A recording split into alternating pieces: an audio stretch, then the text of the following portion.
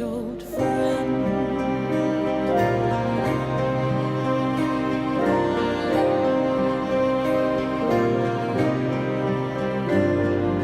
Silence from the deep is rising inside me, wakes me up. With Spellbound, we wanted to create a feeling that pulls the listener right into the world of Until Dawn, just within a few seconds.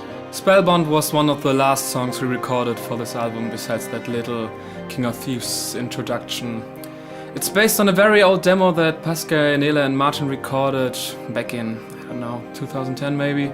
The idea came pretty random. Once at my crib, I randomly played something on the keyboard. He started off playing the piano with 1 or 2 chords, and I joined him by singing. And I was stunned. It was a moment of bliss. After practicing it a bit, we decided to record this idea of the song on our cell phones, just to have this idea safe somewhere.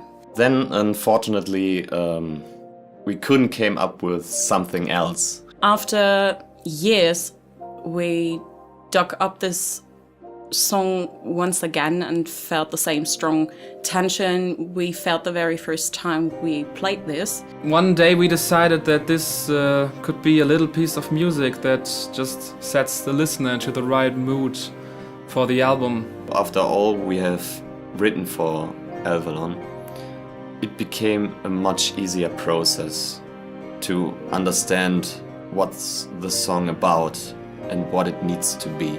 The special thing for me in this song is actually that the strong tension I talked about goes right through it, but gets never aggressive whatsoever.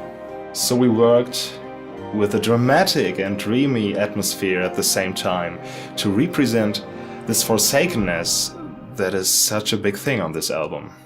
I think that song was never intended to be a normal song with a verse, chorus and a bridge.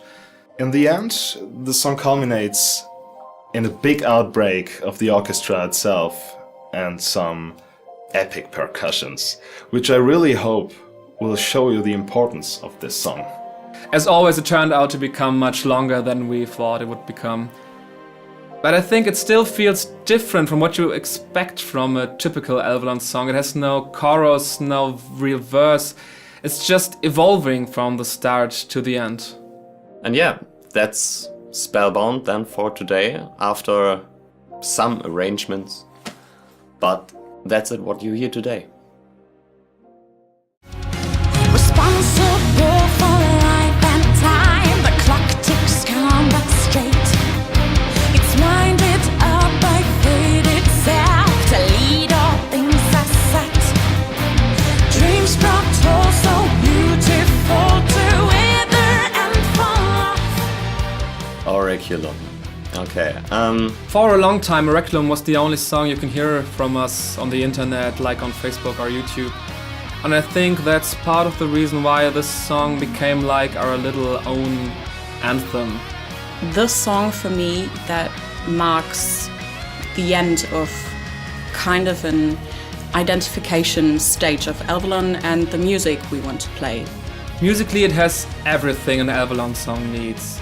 It has the string theme, the choirs, Heavy guitars, and a great vocal melody, and an overall strong progression in the arrangement. This song really put me to a test because in 1 or 2 parts I have to switch between my chest voice and my head voice, and that was really tough.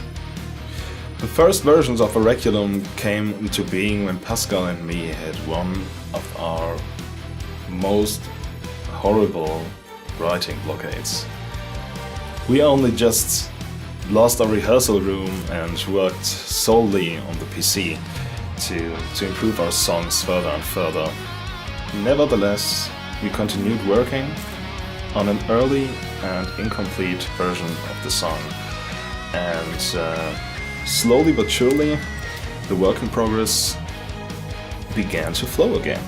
It was pretty straightforward.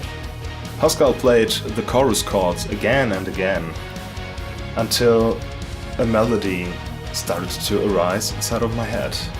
In an instant, the chorus melody and its lyrics came to life.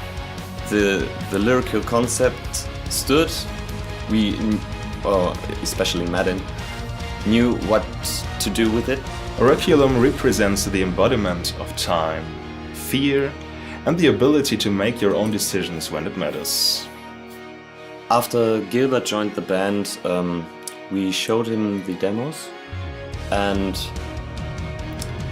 he came up with some ideas as well, and we recorded it, and we knew we don't have to change anything. It's really a perfect opener, the real opener for this album. I walk the path without myself. Have I gone astray? What have I missed to take along with me? Help me to break this law. I think it's one of the more pop songs on this album. It has a quick pace and a typical radio length, and so it's perfect for a single release. Silence from the Deep tells a story of a bond to yourself. A bond that got lost over all these years in your life. In this part of the album, the first real connection between your inner child and your true self is built.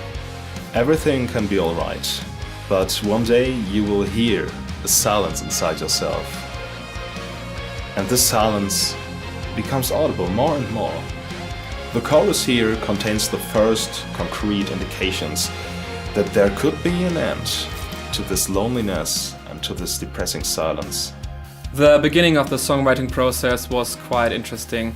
Pascal had a demo. In the middle section there were these 4 bars, a string theme that now is the beginning of Silence from the Deep, that really touched Madden and myself on a more emotional level.